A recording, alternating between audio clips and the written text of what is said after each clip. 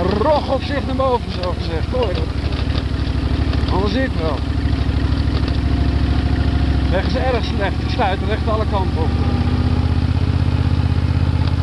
Maar we komen er wel.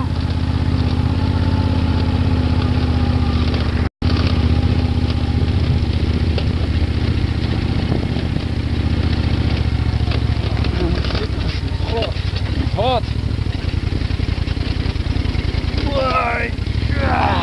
Shit.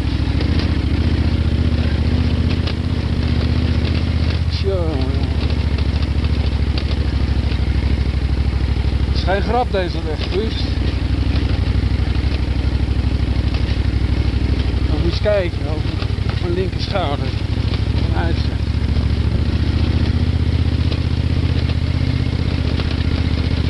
Hallo.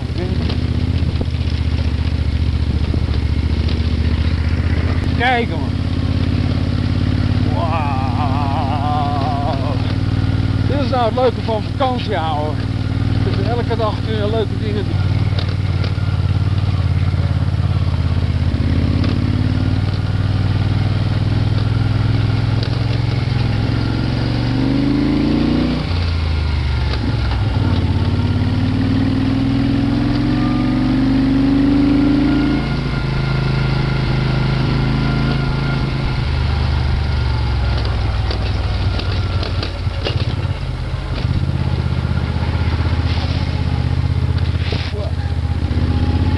Jezus, kijk wat dan.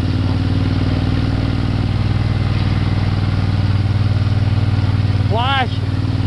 Wie doet het allemaal voor, jongens? Goeie. Ach jongens, alles goed.